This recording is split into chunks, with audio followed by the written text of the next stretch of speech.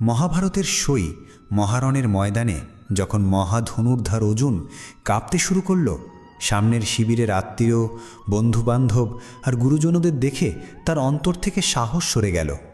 যখন নিজের হাতে নিজেরই কুলক্ষয়ের আশঙ্কায় সে ভীত হয়ে পড়ল, তখনই শ্রীকৃষ্ণ নিজের মুখ থেকে যে জ্ঞানধারা প্রবাহিত করলেন, যে গীত তিনি উচ্চারণ করলেন, সেটি শ্রীমদ্ভাগবত গীতা। এই গীতার জ্ঞান কেবল অর্জুনের জন্যই ছিল না, এ ছিল গোটা মানব জাতির জন্য।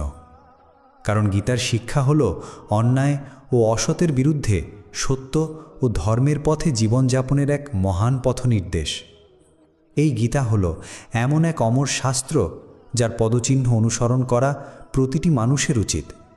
শ্রীমদ্ভগবত গীতায় 18টি অধ্যায় ও 700 শ্লোক রয়েছে, যা সকলের পক্ষে একবারে পড়ে শেষ করা সহজ নয়। তাই আজ এই বিশেষ দিনে আমরা সমগ্র গীতার মূল সার ও তত্ত্ব নিয়ে কথা বলছি, যা জানলে আপনি গীতার প্রকৃত মানে হৃদয় দিয়ে বুঝতে পারবেন। শুনুন এবং মনে রাখুন, কারণ শ্রীকৃষ্ণ নিজেরই বলেন, আধা জ্ঞান কোনো কাজে আসে না। তিনি বলেন, যেমন অন্ধকারে আলো জ্বলে ওঠে চারপাশ আলোকিত করে, তেমনি সত্য চিরকাল উদ্ভাসিত হয়ে থাকে। তাই মানুষের উচিত সর্বদা সত্যের পথে চলা। মৃত্যু এমন এক সত্য যা চিরকালীন ও অবশ্যম্ভাবী। যেমন কেউ পুরনো পোশাক ত্যাগ করে নতুন পোশাক পরে, তেমনি আত্মা এক শরীর ত্যাগ করে অন্য শরীরে প্রবেশ করে। এটাই প্রকৃতির নিয়ম। এই চিরন্তন সত্যকে হৃদয় ধারণ করে আমাদের ভয়হীনভাবে বর্তমান মুহূর্তে বাঁচা উচিত। জ্ঞানী ব্যক্তি কারোর মৃত্যুতে শোক করেন না, আবার জীবিতদের নিয়েও তারা অস্থির হন না, কারণ তারা জানেন যে জন্মেছে সে মরবে, এবং যে মরেছে সে আবার জন্ম নেবে। শ্রীকৃষ্ণ বলেন, কর্মই মানুষের পরম ধর্ম। ফলের চিন্তা না করে নিজের দায়িত্ব পালন করাই মানুষের কর্তব্য। ভালো কর্ম করতে হবে সব সময়, কারণ কর্মই একমাত্র ফসল যা মানুষকে ভাগ করতেই হবে, পছন্দ হোক বা না হোক। রাগ এমন এক আগুন যা মানুষের সমস্ত শুভবোধ জ্বালিয়ে পুড়িয়ে দেয়। রাগ থেকে আসে অস্থিরতা, বিভ্রান্তি, এবং সেই বিভ্রান্তি থেকে মানুষ নিজের সর্বনাশ ডেকে আনে। তাই শ্রীকৃষ্ণ বলেন, রাগ যতই আসুক না কেন, নিজেকে শান্ত রাখার চেষ্টা করতে হবে। আর যা তোমার আছে কাল তা অন্যের ছিল, আর পরশু তা আরেকজনের হবে।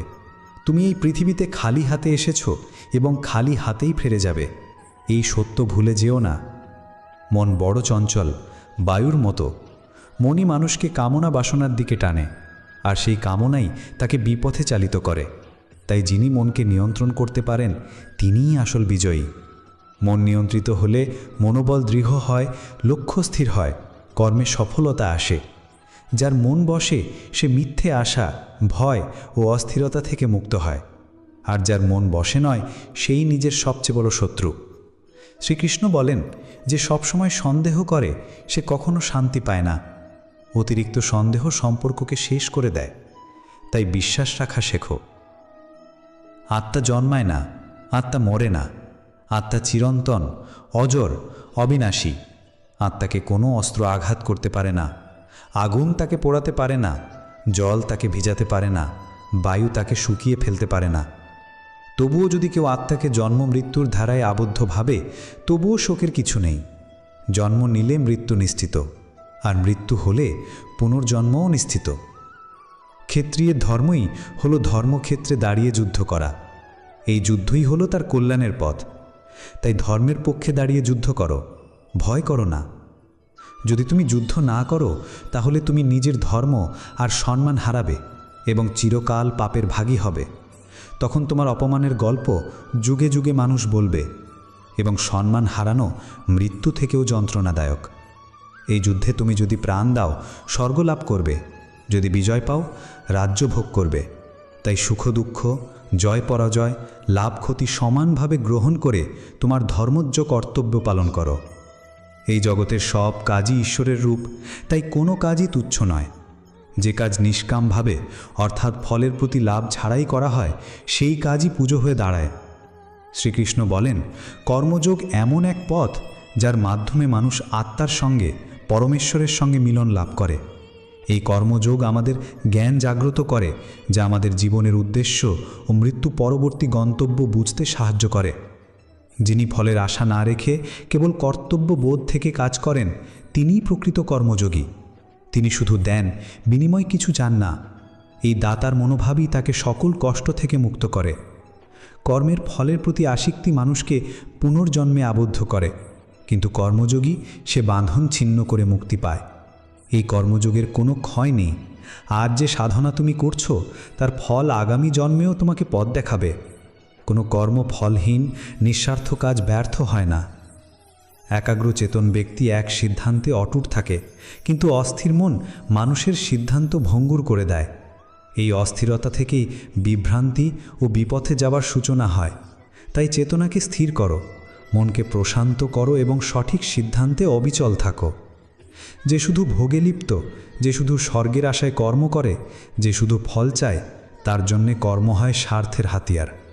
আর স্বার্থে যে ডুবে থাকে, সে কখনো শান্তি, কখনো মুক্তি পায় না। যে শুধু বলে কিন্তু করে না, যার কথা যতই মধুর হোক, কাজে সে শূন্য, তার থেকে দূরে থাকো। শ্রীকৃষ্ণ বলেন, সৎকর্ম করো, নির্লোভ থেকো, নিষ্কাম থেকো এবং কেবল সত্য ধর্মের পথে থেকো। যারা কেবল ভোগবিলাস আর ঐশ্বর্যের কথাই বলে, যাদের জীবনের একমাত্র উদ্দেশ্য ভোগ ও ঐশ্বর্য লাভ, তাদের চেতনায় কখনো ঈশ্বরকে কেন্দ্র করে স্থির ও নিবিষ্ট বুদ্ধি জাগে না। হে অর্জুন, বেদ মূলত 3টি গুণের মধ্যেই সীমাবদ্ধ থাকে। তার পরের সত্য তারা জানে না।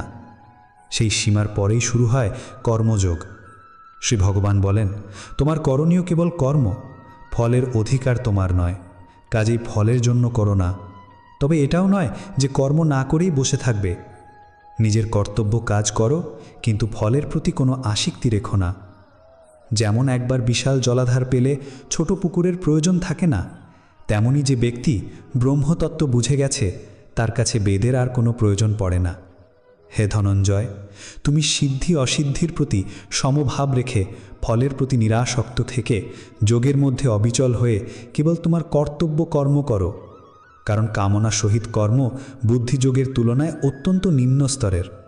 কামনাযুক্ত কর্ম সাময়িক সুখ দেয়, আর কর্মযোগের ফল ঈশ্বর লাভ। তাই এদের মধ্যে পার্থক্য যেন রাত আর দিনের মতো। এই সমবুদ্ধিযুক্ত যোগী প্রকৃত কর্মে দক্ষ, কারণ এর দ্বারাই কর্মফল বন্ধন কেটে যায়। যারা জ্ঞানী, যারা সমবুদ্ধি ধারণ করেছে, তারা কর্মফল ত্যাগ করে জন্মমৃত্যুর বন্ধন থেকে মুক্ত হয়ে নির্বিকার চরণ গন্তব্যে পৌঁছে যায়। হে অর্জুন, যেদিন তোমার বুদ্ধি মায়ার কাদামাটি পেরিয়ে যাবে, সেদিন তুমি যা শুনেছ বা শুনছ, এই লোক বা পরলোকের সমস্ত ভোগের প্রতি এক গভীর বৈরাগ্যে পৌঁছে যাবে। আর যখন এই বিচিত্র বাগ বাণীতে তোমার বুদ্ধি আর বিচলিত হবে না, বরং ঈশ্বরে স্থির হয়ে থাকবে, তখনই তুমি যোগে প্রতিষ্ঠিত হবে, অর্থাৎ ঈশ্বরের সঙ্গে এক অনন্ত সংযোগে পৌঁছে যাবে। হে অর্জুন, যে মানুষ তার অন্তরের সব কামনা ত্যাগ করে নিজেই নিজের মধ্যে সন্তুষ্ট থাকে, সেই মানুষই প্রকৃত জ্ঞানী, সেই স্থিতপ্রজ্ঞ। যে ব্যক্তি দুঃখ পেলে বিচলিত হয় না, সুখ পেলে উচ্ছ্বসিত হয় না, যার কামনা, ভয় আর ক্রোধ নাশ হয়েছে, সেই মুনি স্থির বুদ্ধি সম্পন্ন বলে গণ্য হয়। যে ব্যক্তি সর্বত্র আসক্তিহীন, শুভ কিংবা অশুভ কিছু পেল না আনন্দিত হয়, না ঘৃণা করে, তার বুদ্ধিও স্থির। যেমন কচ্ছপ তার অঙ্গ প্রত্যঙ্গ গুটিয়ে নেয়, তেমনি যখন মানুষ ইন্দ্রিয়দের ইন্দ্রিয় বিষয় থেকে সম্পূর্ণরূপে ফিরিয়ে নেয়, তখন তার বুদ্ধিও স্থির হয়। যে ব্যক্তি ইন্দ্রিয় সুখ নিয়ে চিন্তা করতে থাকে, তার মনে আসক্তি জন্মায়, আসক্তি থেকে কামনা জন্মায়, আর কামনা অপূর্ণ হলে জন্ম নেয় ক্রোধ, ক্রোধ থেকে জন্ম নেয় বিভ্রান্তি, বিভ্রান্তি থেকে স্মৃতিলোপ, স্মৃতিলোপে ধ্বংস হয় বিবেচনা শক্তি, আর যখন বিবেক ধ্বংস হয়, তখন সেই ব্যক্তির পূর্ণ পতন ঘটে। যেমন ঝড়ো হাওয়ায় নৌকা দিশাহারা হয়ে পড়ে, তেমন মানুষের ইন্দ্রিয়গুলো যদি নিয়ন্ত্রণহীন হয়, তবে তার বুদ্ধিও পথ হারায়। হে মহাবাহু, কেবল সেই মানুষের স্থিত বুদ্ধি যার ইন্দ্রিয়সমূহ বশে রয়েছে। ভগবান শ্রীকৃষ্ণ বলেন, যেমন সমুদ্রে বিষায় জলধারা গৃহীত হও স্থির থাকে, যতই নদী প্রবাহিত হোক তার অবস্থায় কোনো পরিবর্তন ঘটে না, তেমনি যে যোগী পরমাত্মার সঙ্গে স্থিত, তার অবস্থাও অটল থাকে। বড় বড় সুখ বা দুঃখের সংযোগেও তার চেতনায় কোনো আলোড়ন ঘটে না। তিনি ঈশ্বরে সর্বদা নিবিষ্ট, নিরন্তর স্থিত। যে মানুষ সমস্ত কামনা ত্যাগ করে, কোনো মমতা, অহংকার বা আকাঙ্ক্ষা ছাড়াই জীবনযাপন করে, সেই প্রকৃত শান্তি পায়।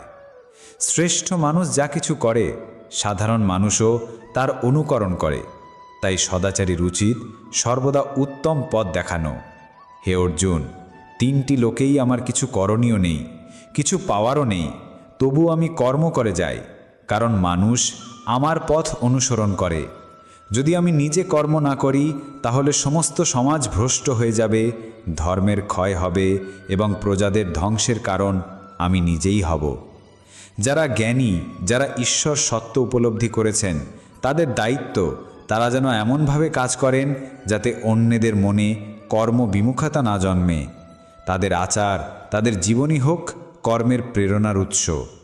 আসলে সমস্ত কর্ম প্রকৃতির গুণ দ্বারাই সংঘটিত হয়, কিন্তু যার অন্তঃকরণে অহংকার বাসা বেঁধেছে, সেই অজ্ঞ ব্যক্তি ভাবে আমি করছি। তামসিক গুণধারীরা অলসতার জড়তায় কর্ম করে, রাজসিক গুণধারীরা বাহ্যিক বীরত্বে বিভোর হয়। কিন্তু যে জ্ঞানী, সে জানে সবই প্রকৃতির খেলা। যে ব্যক্তি এই সত্য বোঝে না যে প্রকৃতির গুণই তাকে কর্ম করাচ্ছে, সে ভাবে সব কিছুই সে নিজেই করছে। কিন্তু জ্ঞানী ব্যক্তিরা জানেন কর্ম তাদের নিজস্ব দ্বারা নয়, গুণের দ্বারাই সংঘটিত হচ্ছে। আর যে জ্ঞানী এই সত্য উপলব্ধি করেন, তাদের দায়িত্ব হয়ে পড়ে তারা যেন অজ্ঞানীদের বোঝান কর্মই তাদের প্রকৃত ধর্ম, সেটি তাদের পালন করতেই হবে। শ্রীকৃষ্ণ অর্জুনকে বলেন, তুমি তোমার সমস্ত কর্ম আমাতে অর্পণ করো, আমি তোমার অন্তর্যামী, সর্বভূতের হৃদয়ে বিরাজমান।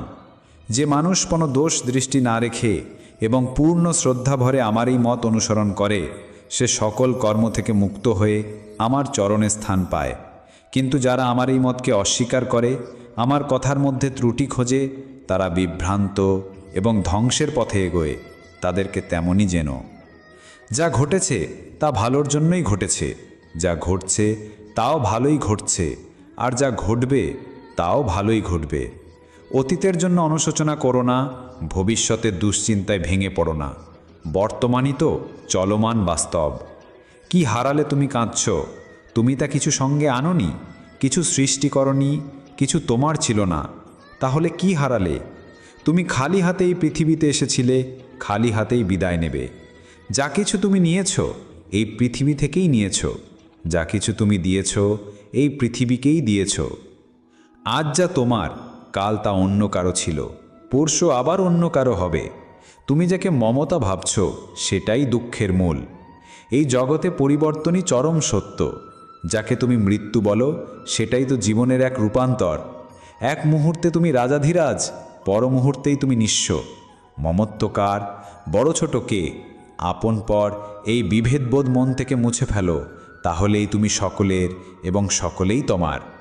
ভগবান শ্রীকৃষ্ণ বলেন, আমি সকল কিছুর আদিস্বরূপ। আমি সৃষ্টির পূর্বেও ছিলাম এবং সৃষ্টির অন্তেও আমি থাকব। এই পৃথিবী, চাঁদ, সূর্য, মাটি, বাতাস, জল সবই আমার সৃষ্টি। আমি ব্রহ্মা, আমি বিষ্ণু, আমিই মহেশ। আমি ধরিত্রীর সৌরভ, আমি অগণের উত্তাপ। জীবনের প্রাণ শক্তি আমি, সংযমের আত্মতৃপ্তিও আমি। আমি পালন করি, আবার আমিই বিনাশ করি। আমি সকল জীবের গোপন সত্তাকে জানি, কিন্তু আমার সত্যরূপকে খুব কমই কেউ জানে। যখন এই পৃথিবীতে পাপ, অহংকার আর অন্যায় বাড়ে, তখন আমি আবার অবতীর্ণ হই পুনরায় ধর্মের প্রতিষ্ঠার জন্য।